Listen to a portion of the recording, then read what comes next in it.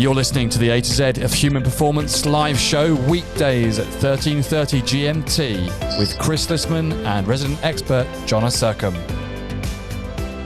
Please enjoy responsibly. Please enjoy us responsible. Chris, how are you going? I'm doing really well. It's episode 8. Can't believe it. Welcome, Jonna. Rocking and Great rolling. to be joined by you again. Yeah, here I am, resident expert. I'm loving it. Our resident expert, day after day. And this is the A to Z of Human Performance live show. Welcome. If you're joining us for the first time, great to have you here. And you can just listen in. We're hosting this radio show style.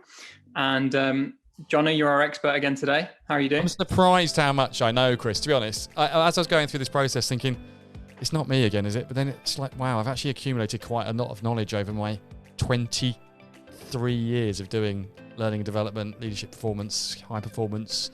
I feel like the Dave Brailsford of psychology. Yeah, I mean, you are our expert, and it's been great doing these sessions with you. I think I've learned a lot just from being here. Well, I've learned a lot from you, Chris. I mean, oh, well, that's good. If it looks good, it is good. Someone said, sometimes it's the sizzle, not the sausage. Your background's sizzling today. It's sizzling. If you missed any shows so far, they're on our website, interactiveworkshops.com, and on our YouTube channel, so you can catch up there. And you can subscribe as well, so you don't miss a show. This week, we've had flexibility, freedom, and fun, which was all on Monday. Yesterday, we were talking about growth and goals. Today, we're talking about holistic thinking. So actually pulling together a lot of what we've been talking about so far. Tomorrow, we're going to be talking about Ikigai. And Friday, judgments that breed joy is our topic. So join us for those as well. But let's get into holistic thinking, Jonna. How do the highest performers take everything into account to perform? Well, let me take you back to a kitchen in W3, the year 2009. The man, Andy McConkey, co-founder Interactive Workshops. The place, kitchen table. The 3 people present, McConkey, me, and Mrs. Sercombe, Stephanie. Plus tiny baby Joseph, 2 weeks old, in arms. We're sat around a kitchen table. We're thinking, how do you build a successful business? And it's extremely interesting that Andy McConkey, co-founder IW, his key thought bringing to that is it's got to be holistic. Everything's got to work together.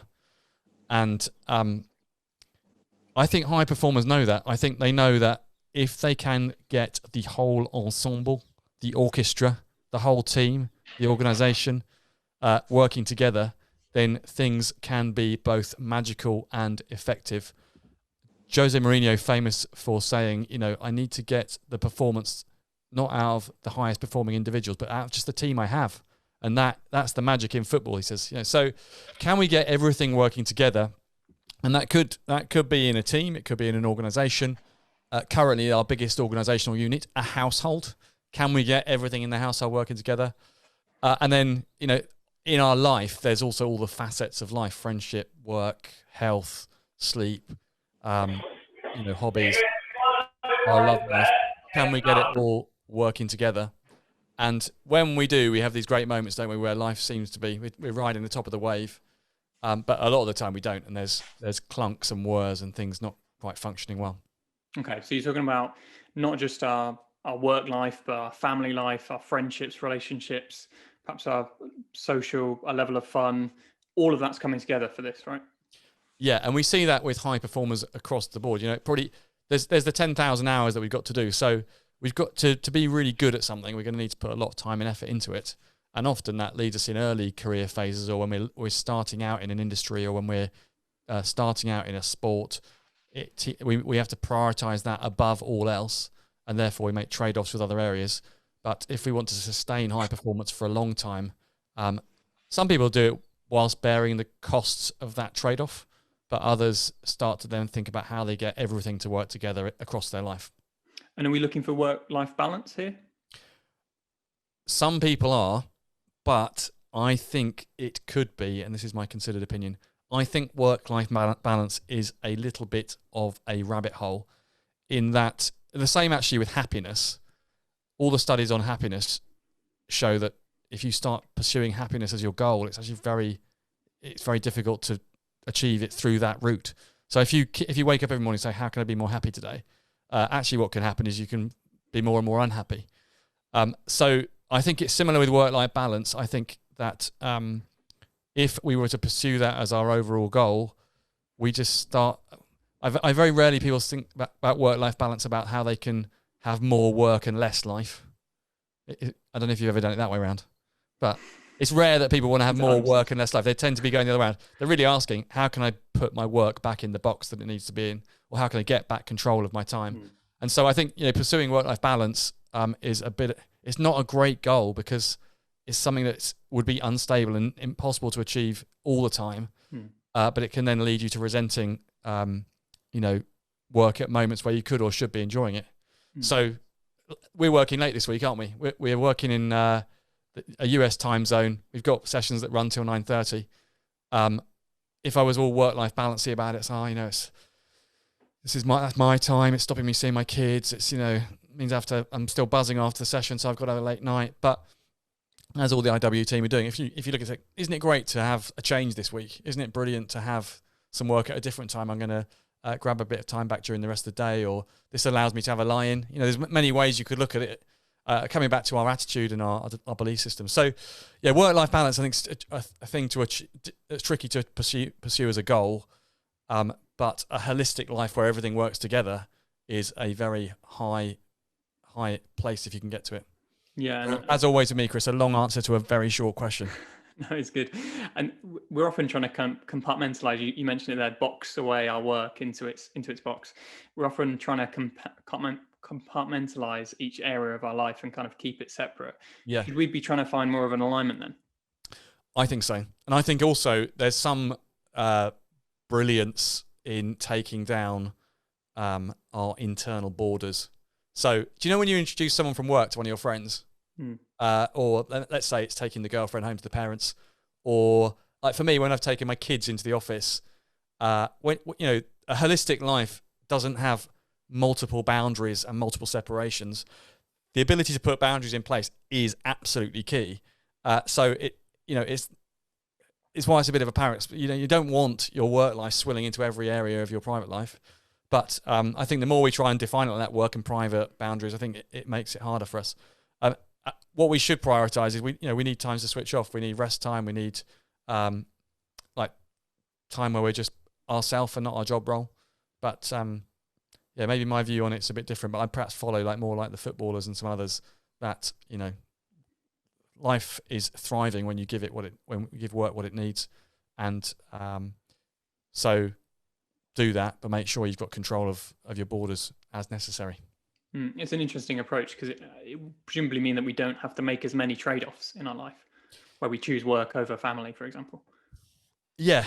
I mean, again, you can think about your belief system. If you're working hard to pay a mortgage and put some food on the table and you work late, are you choosing work over family, or are you earning the money to pay for the mortgage and the rent and the food? There's sometimes I think it's really easy to oversimplify. But what I think we should focus on more is having everything working in life holistically, and that's maybe a slightly different story. And in the book, we wrote down, what are the things that we need to have working in our life, and I was referring to some time I spent studying under a psychotherapist, Ian McDermott, and he gave us a wheel with a number of categories: health, money, personal growth, fun, partner, relationships, career, business, friends and family, and physical environment. And basically, if we can get all of those things working together, maybe there's another one, higher purpose. But if we can get those things working together, I think that's really good. If we can feel trade-offs, then I think we start to resent them over time. And I think that's where the thing about work-life balance perhaps comes in. Yeah. And how have you found that balancing those things, getting all of those things working together? How have you found that in your life? I think it's times and seasons. I come from a farming family, Chris. So, both my grandfather and great-grandfathers and all their family would have been out very late in the summer harvesting and mending fences in winter in the cold. But after the harvesting in the summer, relaxing and having a great time. I think we see it in business at the end of a quarter, or like we talked about before with football or other sports at the end of a season. The cyclists are very big into their end of the season, put the bike in the garage for 6 weeks, don't think about it.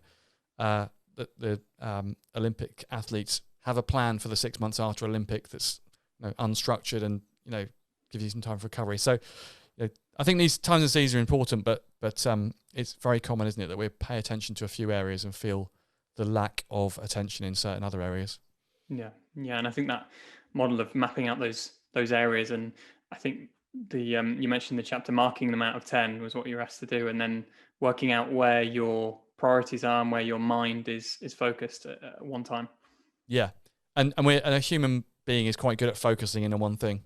So if we're really focused on, I don't know, health, for example, then we're good at working and thinking about how to improve that area, but we forget that it's a trade-off. It can be a trade-off with other areas. So I went on a bit of a diet 2 years ago, didn't I? But I cut out lunch, but lunch is extremely social. So by not going to lunch with all my colleagues, I started losing out my social area. And similarly, if you put a lot of time into exercise, well, that could be taken out of time that you can spend with your family or partner. So when I look back at last year and realised I'd done 460 hours of cycling and running, and then I realised, hang on a minute, that's like more than an hour a day.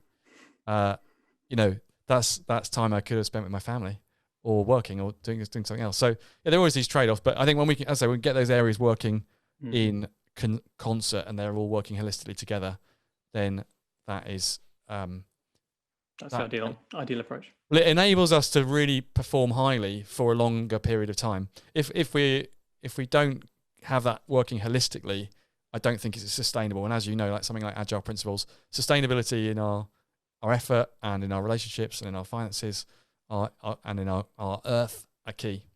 So these things are much more connected than perhaps we realise. You mentioned in the chapter as well that holistic thinking involves a harnessing of physical, emotional, mental, and spiritual inner resources. What do you mean by that?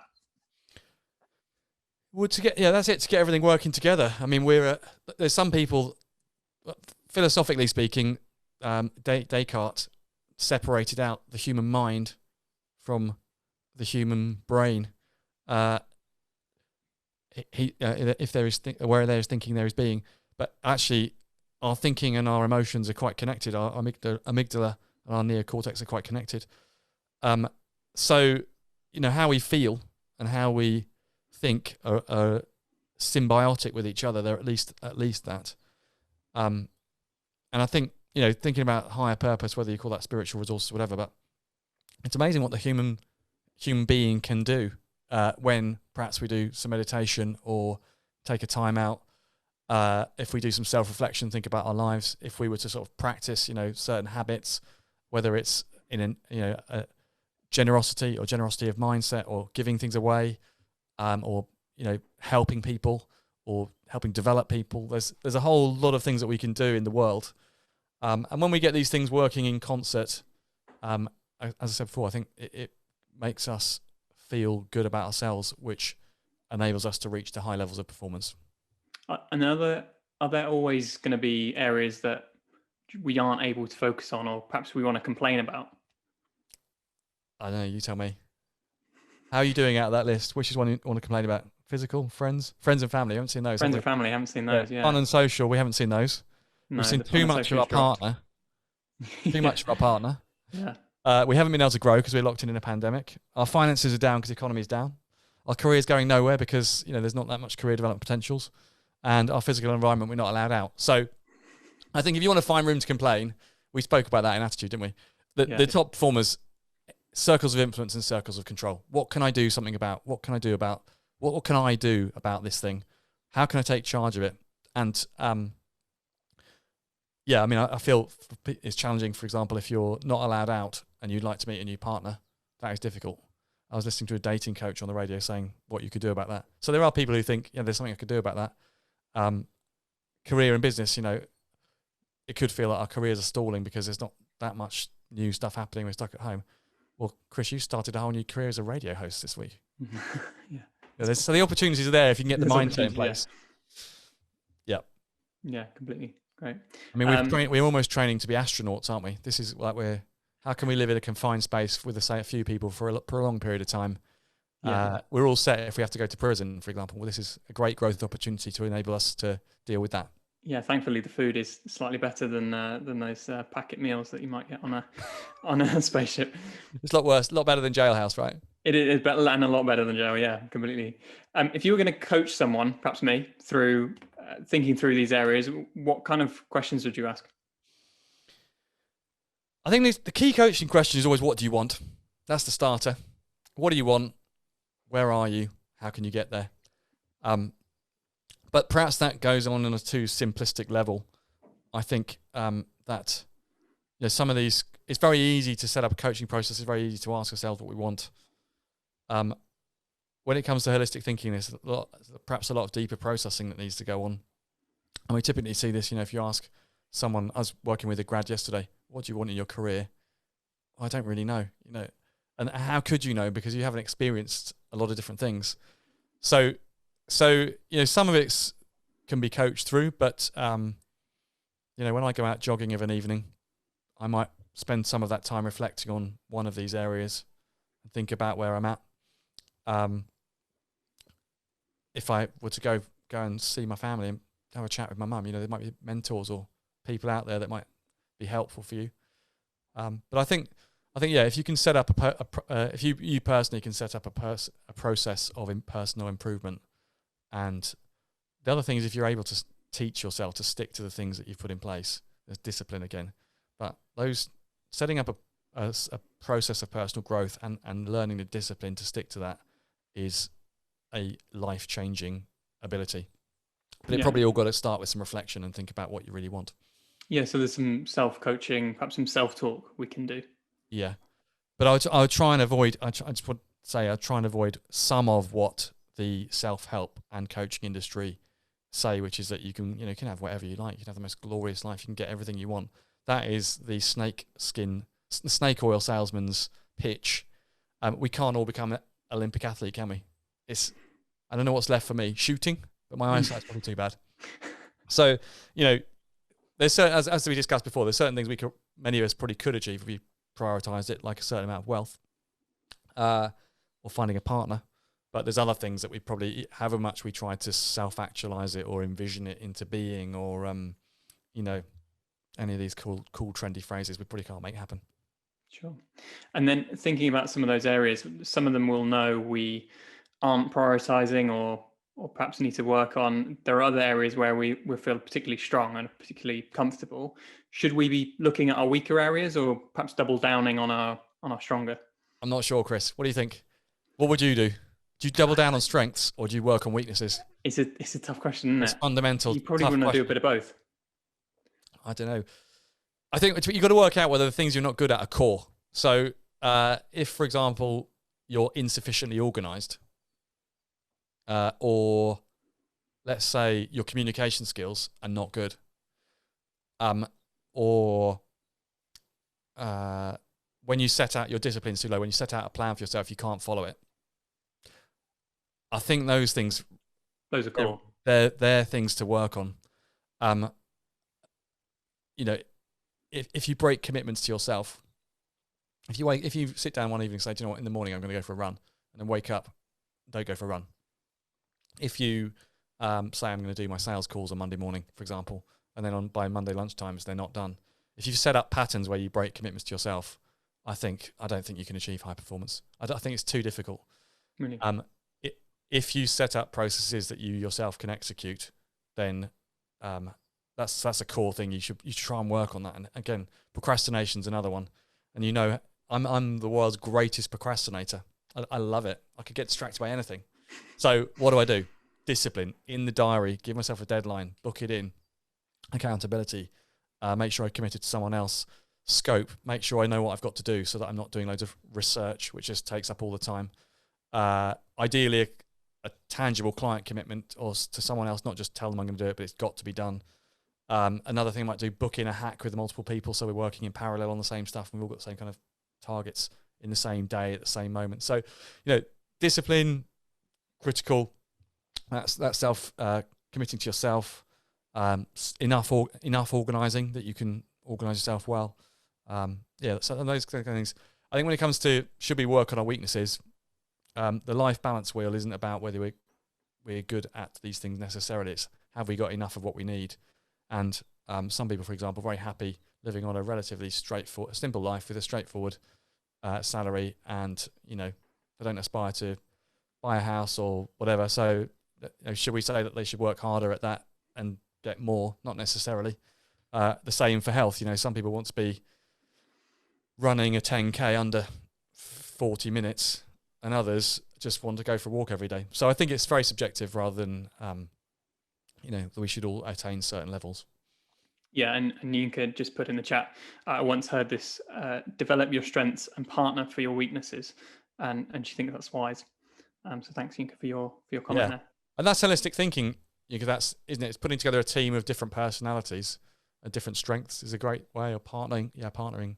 Again, we're an agency, aren't we? So people partner with us because we can do something that they currently don't have the skill set or the resources for. I'm sure they could become good at it, but it's not their priority. So yeah. And you mentioned Andy as someone who took that holistic thinking approach when founding the company. Are there other people that you've seen getting this spot on, and how would we know if we did see someone who'd got a holistic thinking approach? Yeah, I mean, I'd say to achieve high performance often involves prioritizing one thing over another. And if you look at the study of the highest earners, it also correlates with people who work the longest hours. So, feeling like you've got a bad work-life balance and correlates with high pay. So it's unsurprisingly, lawyers and probably even in the pandemic, doctors, but generally people who have to work long, hard hours tend to be rewarded on average more. There are also a whole bunch of people who work very long hours and don't get that much. But I think the high performers I know sometimes make trade-offs, sometimes even for a considerable number of years. Again, coming back to the world of sports, they might put everything else on hold apart from this one thing for 10, 15 years. But I do think overall that the highest performers have worked out how to get most of these things working in balance. And you can actually tell because the way they talk, the way they speak. I'm thinking of Dave Brailsford from the world of cycling. I mean, he's on the road a lot. He's in a car following around cyclists. He's at training camps. But when you listen to him talk, he sounds emotionally stable and well thought through. And I think, you can pick up for people when they have these things working together. And equally, you can pick up when they don't. Yeah, you mentioned Marcus Rashford as well earlier in the series. And that he strikes me as someone who's thinking about his work, so his football, but also his relationships and his work with making sure that kids are getting food is, I know, inspired by his upbringing, his mum. So there's a lot of things coming together there for him. Yeah, he's inspirational, isn't he? And he's worked out how to put more than one thing into his life and how to get them working together. Yeah, I mean, I'm also inspired by some of the entrepreneurs. I mean, how Jay-Z, for example, does all the things that he does, clothing labels, music, there's some of these entrepreneurs have their hands in many, many companies with different sectors. There's some incredible things that go on in terms of juggling. But I'm sure also that they, go home at night and spend time relaxing. So there's only so much the human being can do. I mean, Barack Obama, another person who seemed to have plenty of time for his family, I'm sure worked very hard to prioritize and probably very much like Yinka was saying, very, very good at delegating is the critical piece. Yeah, absolutely. And that's interesting, the study on the higher pay equating to lower sense of work-life balance. How can we kind of explain it? What do you think is going on there? Well, I think it would be easy to say that high-paying jobs demand a lot of you. But it could also be that people who've worked so hard to get into those high-paying jobs have always prioritized work over other things. So let's say you're on a grad scheme and there's 100 grads. How do you be the one that gets promoted first? You put in more effort, probably. We would like to think it's about talent, but it's often about hard work. And then, if you follow that on through your career and you always going ahead of your peers, probably it was incredible, to put in the effort. So it's unsurprising that I think people reach the highest level working harder and perhaps sometimes resent how much they're putting in. But as soon as that resentment starts to build, then that starts decreasing your motivation, doesn't it? So the cycle, the holistic cycle is broken, and then you start resenting what you do, and then your attitude and performance drops. So I think it's working hard, but without resenting it, I think is really important. And if you are resenting it, you've got to tune into that and say, actually, do you know what? This is annoying me.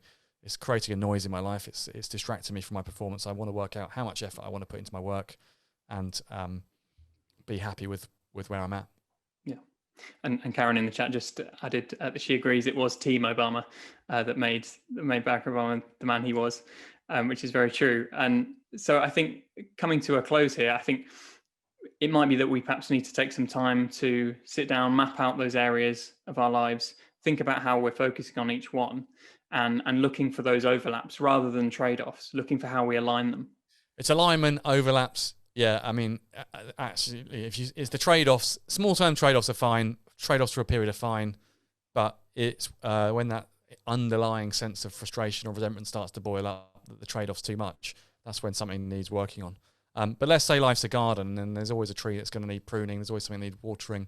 Back to that farming analogy, seasons, you've got to just pay attention. And even our own inner feelings change for no reason at certain times. You know, as great athletes suddenly retire, it's you ask them, why are you retiring now? You're at your peak. I've lost the passion for it. Most famously, Marcel Kittel, world's best cycle sprinter. And then I'm not sprinting anymore, and that's it. But you're like 23. Or Nico Rosberg, another one, top of Formula One, with Mercedes, the best team in the world, the team everyone wants to be with, wins the world championship. What are you going to do next year? Retiring. What? You've just won it. Yeah, I'm not interested in it anymore. That's it. I'm done. Unbelievable. Like, if you think about how many people would like to be in that position, he was able to say, motivation's not in it. I'm going to do something else. So, yeah, incredible, really. It is incredible. Well, that's all we've got time for today. Thanks for joining us, Jonna, and thanks for joining us to all our listeners. It's all we got time for today, but we're back again tomorrow, 13:30 GMT, to talk about Ikigai. Yeah, it's interesting, that one, isn't it? To think about Ikigai. Yeah, it's another take on our holistic thinking. So join us for that one. And of course, if you'd like to be our guest, if you think you'd be up for joining our panel of experts, then do let us know. We'd love to have you on. Always interested in a guest. Great. Thanks so much, Chris. It's been great to be here, and see you all tomorrow. I look forward to seeing you tomorrow.